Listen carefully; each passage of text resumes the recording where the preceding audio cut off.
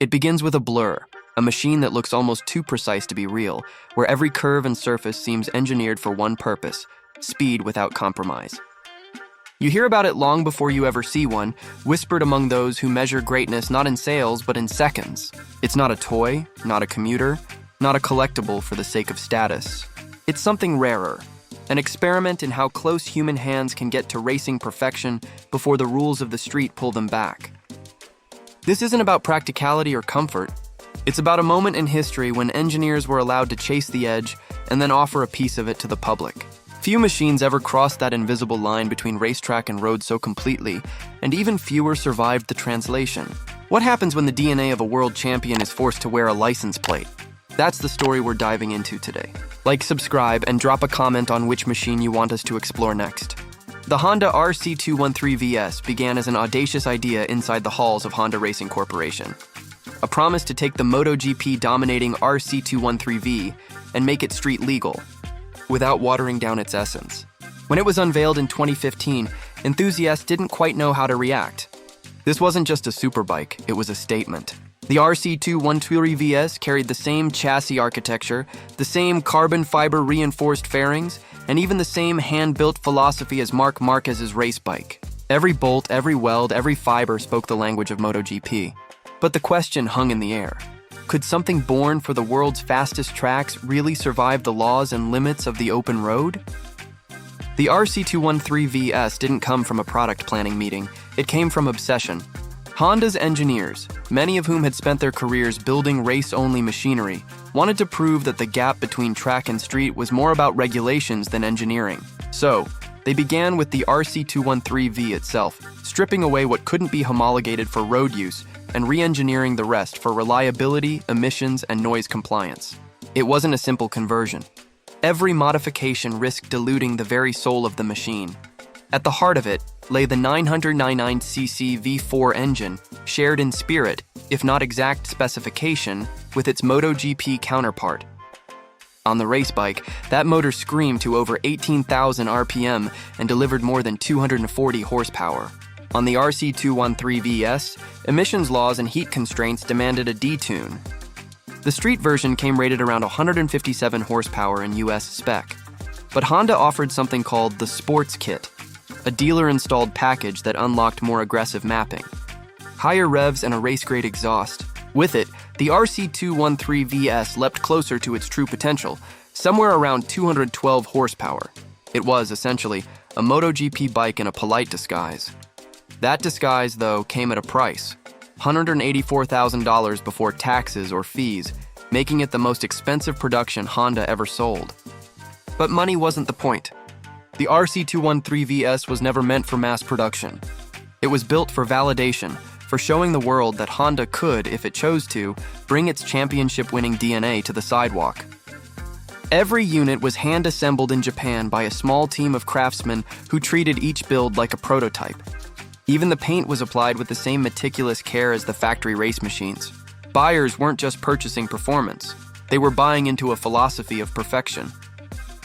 From the saddle, the experience was uncanny.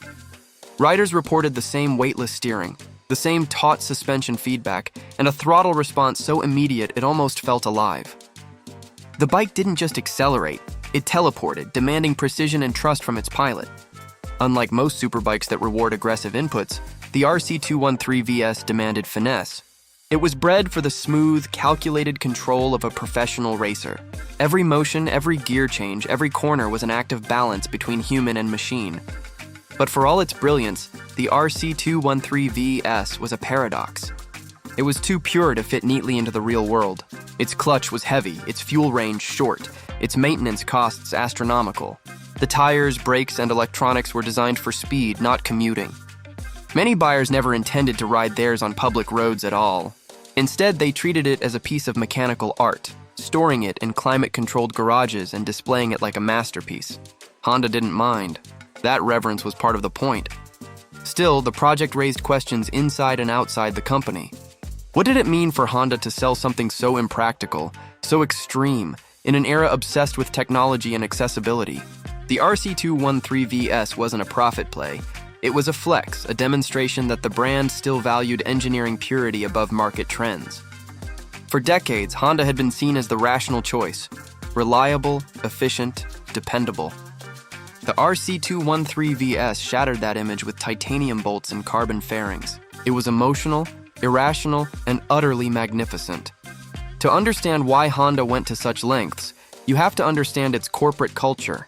The company's racing division has always seen competition as a laboratory for innovation. MotoGP isn't just a sport to them, it's a proving ground where new technologies are born. And when they decided to make a street version of their race bike, they weren't just selling speed.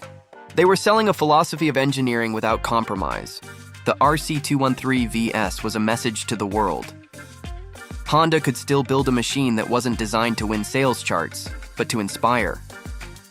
The early reactions were a mix of awe and disbelief.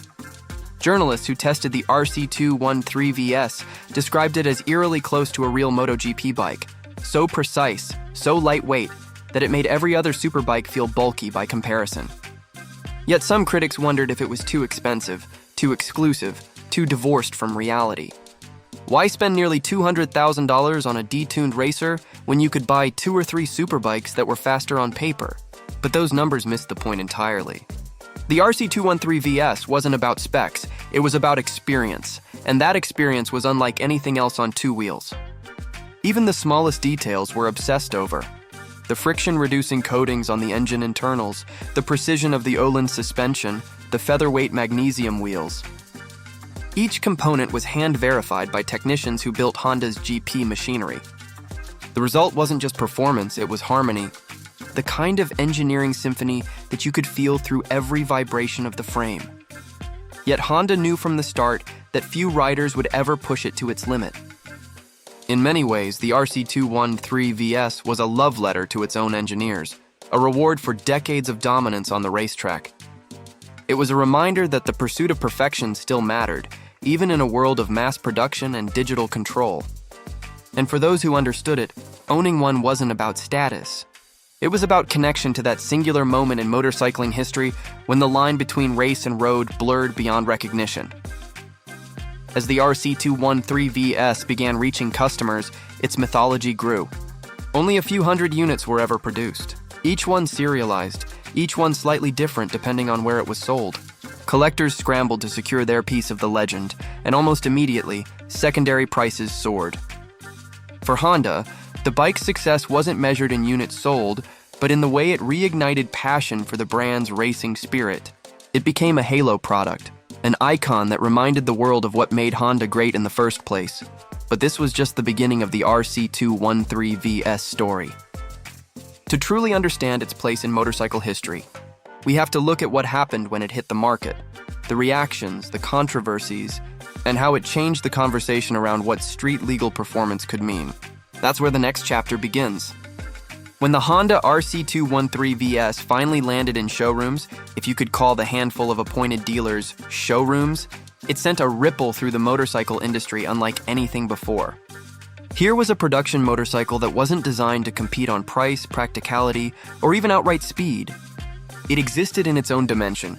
The RC213V-S was a MotoGP prototype wearing mirrors and turn signals, and that fact alone challenged what anyone thought a street-legal bike could be.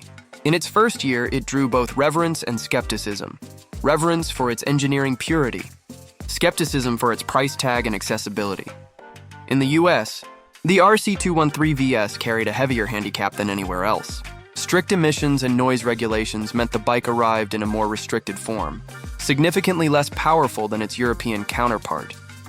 Where the unrestricted version could approach 212 horsepower with the optional sports kit, the American version made roughly 3/4 of that figure, leaving enthusiasts both frustrated and fascinated. Yet, even limited, the RC213V-S delivered an experience unlike any other superbike. Its throttle response was razor-sharp, the chassis felt telepathic, and its agility turned mountain roads into miniature racetracks. Riders who managed to secure one discovered something few modern bikes could replicate: mechanical intimacy. There were no traction control modes to toggle, no electronic safety nets to lean on, just you, the throttle, and an extraordinarily communicative chassis. It rewarded precision, punished sloppiness, and forced its rider to rise to its level. Even veteran track day riders admitted the RC213V-S humbled them. It wasn't intimidating in the way a brutal leather bike is. It was demanding in a subtler way, exposing any flaw in your technique. In that sense, it was less a motorcycle and more a teacher. Honda's decision to sell it at such a high price raised eyebrows in the press. Critics accused the company of elitism, of building a machine only for the wealthy few. But the truth was more nuanced. The RC213V-S was never meant to be democratic. It was meant to push the brand's engineering envelope. Just as Ferrari builds limited-run hypercars to test future technologies, Honda saw this as its own technological showcase. The titanium exhaust, the precision-machined aluminum frame, the seamless gearbox, all were lessons in manufacturing that would inform future motorcycles, even those ordinary riders could afford. At the same time, the RC213V-S became a cultural lightning rod. Purists hailed it as a spiritual successor to legends like the RC30 and RC45, bikes that had once blurred the line between race and street. But others saw it as the end of an era, proof that true road-going race machines were no longer feasible in a world of emissions tests and safety regulations.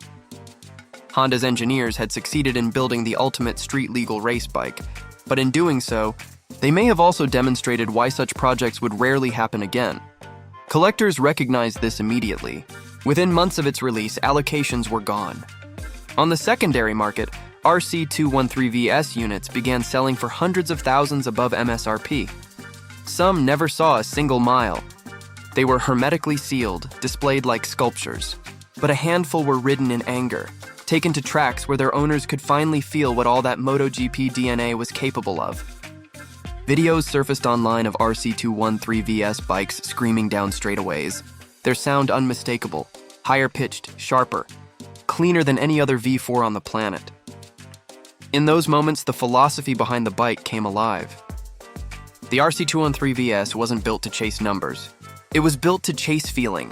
Every millisecond between twist and thrust, every subtle weight transfer through a corner, was an echo of the RC213V's racing pedigree. Honda had managed to capture the essence of its factory race machine and preserve it within the constraints of legality. No amount of horsepower could replicate that sensation of mechanical harmony. Still, controversy followed it. Some argued that the US version's restrictions made it a shadow of its European self. Others claimed the price tag placed it out of reach of real enthusiasts. Honda responded by emphasizing the philosophy, not the statistics. The RC213V-S wasn't about accessibility, it was about purity. It was built for the kind of rider who values feedback over comfort, precision over convenience, and authenticity over performance on paper. Dealers described the buying process as more like commissioning a piece of art than purchasing a motorcycle. Owners received detailed consultations, custom setup options, and even guidance from factory technicians. It was, in every sense, a bespoke experience. And for those who did manage to secure one, ownership came with an unspoken responsibility to preserve, to understand, to respect what the RC213V-S represented. The influence of the RC213V-S reached far beyond its production numbers. Other manufacturers took note. The idea that a company could create a street-legal version of its premier race bike, no matter the cost, rekindled interest in the purity of mechanical engineering. For years afterward, rival brands referenced it in their own development cycles. They saw the RC213V-S not as a competitor to outsell, but as a benchmark for what was technically possible when accountants weren't in the room. And yet, despite all its acclaim, the RC213V-S revealed a contradiction within the motorcycle world. Riders crave authenticity, but regulations increasingly demand compliance. Manufacturers must innovate within tighter limits, balancing performance with sustainability. The RC213V-S stood defiantly at that crossroads, a gleaming symbol of resistance against compromise. But it also hinted at the future, one where pure mechanical connection might become rarer, even sacred. In the US, the few RC213V-S units that arrived quickly became legendary. They appeared at shows and private collections, occasionally surfacing on auction blocks for staggering sums. Each time the same questions returned. Was it worth it? Could any motorcycle justify such a cost? Those who had ridden it didn't hesitate, yes. Because it wasn't just the speed. It was the precision, the weightlessness, the feeling that you were riding something born from the pinnacle of human engineering. Over time, the RC213V-S evolved from a talking point into a symbol.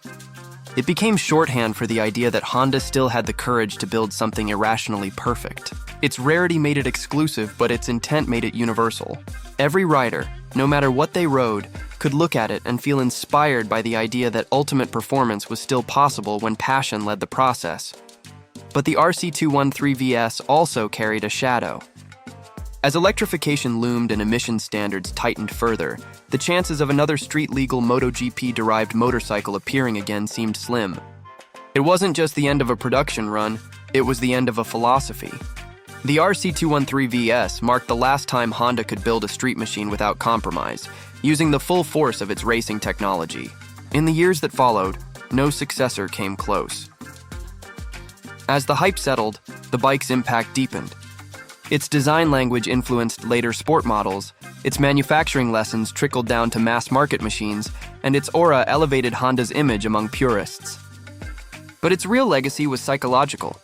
The RC213V-S reminded everyone, from engineers to riders, that there was still room in the world for perfection.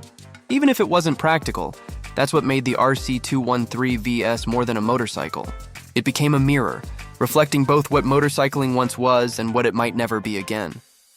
It was both a masterpiece and a warning, a pinnacle and an ending. And as the industry began to move toward quieter, cleaner, and smarter machines, the RC213V-S stood as a roaring monument to an era when emotion outweighed efficiency. But how do we measure its true worth? Not in money, but in meaning. To find that answer, we have to look beyond the performance numbers and market prices to the legacy it left behind for Honda, for riders, and for the very idea of speed itself. That's where the final chapter begins. The legacy of the Honda RC213V-S isn't measured by lap times or sales figures, it's measured by the shockwaves it left behind. When Honda built the RC213V-S, it wasn't chasing records, it was chasing an ideal. And in doing so, it created something that became far more than a motorcycle. The RC213V-S embodied a moment in time when human craftsmanship and technological mastery collided so perfectly that even a decade later, it feels untouchable. The RC213V-S forced the motorcycle world to reconsider what street legal meant. Until then, that phrase implied compromise, detuning, softening, adding weight to satisfy regulators. But this bike redefined the equation. It showed that a manufacturer could deliver MotoGP DNA to the public without betraying its roots. Sure, it had to pass emissions tests, but everything beneath those surface tweaks remained pure racing hardware. The frame, the geometry, the suspension, all straight from the RC213V. Even the wiring harness was nearly identical. A labyrinth of precision electronics built to handle the stress of professional racing. That purity had consequences. It became the benchmark against which every race-derived motorcycle since has been compared. When another manufacturer claimed its new superbike was inspired by racing, the RC213V-S stood silently in the background, like a myth made real. It didn't just raise expectations, it changed the conversation entirely. Honda's engineers had proven that impossible could be built if you were willing to pay the price in both money and effort. And that's where its paradox lies. The RC213V-S represents both the best and the last of its kind. It was a love letter to combustion engine engineering at a time when the future was shifting toward electrification. It reminded riders of what it felt like to connect directly to a machine through skill, not software. But it also underscored how fragile that experience had become. The same regulations that forced Honda to limit its output in the US are the ones that will likely prevent another like it from ever being made. Yet its legacy endures. Not through replication, but through reverence. Every time a rider hears the RC213V-S fire up, its engine shrieking with the metallic purity of a racing heart, they're witnessing living history. The bike doesn't just accelerate, it communicates. Every vibration, every flick of the throttle carries the fingerprints of engineers who once built world champions. No simulation or computer algorithm could ever reproduce that. In the years following its debut, Honda's production bikes quietly inherited the lessons learned from the RC213V-S. The precision of its chassis geometry influenced the CBR line. Its materials research informed lighter, stronger components across Honda's lineup. Even its electronics philosophy, minimal interference, maximum feedback, helped shape the next generation of sport bikes. In other words, the RC213V-S wasn't just a halo product. It was a blueprint. But beyond engineering, the RC213V-S holds emotional weight. It serves as a symbol for those who still believe machines can have souls. It stands for the idea that technology, when crafted with passion, can transcend its purpose. Collectors treat it like art because it was built like art, each one hand-assembled, each one unique, each one carrying the fingerprints of the people who refuse to compromise. Today, an RC213V-S on US soil is more than a motorcycle. It's a time capsule. It tells a story about when Honda looked at its MotoGP dominance and said, "Let's share this with the world." It's the last tangible link between the racetrack and the open road, a direct descendant of Honda's Grand Prix machines that anyone, theoretically, could ride. Theoretically, because few would dare. The bike demands too much respect, too much precision. It doesn't forgive, but it rewards endlessly. Even now, when an RC213V-S appears at an event, it commands silence. People gather not just to look, but to feel something. Nostalgia, admiration, curiosity. It reminds enthusiasts of an era when engineers built machines for passion rather than profit, when performance was about connection rather than control systems. Every inch of it whispers a message. This is what happens when you let engineers dream. The influence of the RC213V-S reaches beyond motorcycles. It's referenced in design schools, in engineering lectures, in discussions about manufacturing ethics, because it represents a question as much as an achievement. What happens when a company prioritizes purity over practicality? The answer is right there in the aluminum welds and carbon weave. You get something unrepeatable. There's also a deeper cultural echo. The RC213V-S reignited appreciation for craftsmanship at a time when automation was taking over. It showed that human precision still mattered, that perfection didn't have to mean mass production. Every RC213V-S came from human hands, built slowly, methodically, and with pride. And in that process, Honda reminded the world that machines could still be made like art, one at a time. For the riders lucky enough to experience it, the RC213V-S was humbling. It wasn't a bike you conquered. It was one you learned from. Its feedback loop between man and machine was so immediate that it demanded total focus. It punished distraction but rewarded mastery. Those who've ridden it speak of an almost spiritual clarity. The sensation of feeling the tires load, the throttle breathe, the chassis communicate with every subtle shift of weight. It was motorcycling at its purest form, stripped of everything unnecessary. And as the years pass, the RC213V-S grows in significance. It represents the final bloom of an era, the high watermark of combustion performance before electric and hybrid technologies began rewriting the rules. Collectors see it as an investment, but enthusiasts see it as a relic of freedom. It captures a philosophy that might never exist again, engineering guided solely by emotion, not economics. The irony is that its very exclusivity ensures its immortality. Because so few were made and so few were ridden, each RC213V-S remains pristine, preserved like a rare piece of history. They sit in collections, not as trophies, but as reminders of what's possible when a manufacturer listens to its passion rather than its accountants. And for that reason, the RC213V-S doesn't age, it ascends. But perhaps its greatest impact is invisible. It rekindled imagination in a generation of engineers who grew up believing that excellence had boundaries. The RC213V-S proved that boundaries are meant to be tested. It showed that perfection isn't a target, it's a pursuit. And that's the legacy no auction price can quantify. The Honda RC213V-S remains, even now, a defiant monument to human ambition. It bridges the gap between race and road, between logic and emotion, between what's possible and what's allowed. And as the motorcycle world accelerates toward automation and electrification, the RC213V-S stands still, reminding us of a time when the only thing between man and machine was trust. That's the story of the RC213V-S, but to understand what it means for riders today, how it lives, on in the real world, in the market, and in the hearts of enthusiasts, we need to bring the story home. For riders and collectors in the United States, the Honda RC213V-S sits at a crossroads between dream and reality. It's one of those machines that exists almost more in legend than in motion, a motorcycle that defines what ultimate really means. The RC213V-S was never intended to fill garages across America.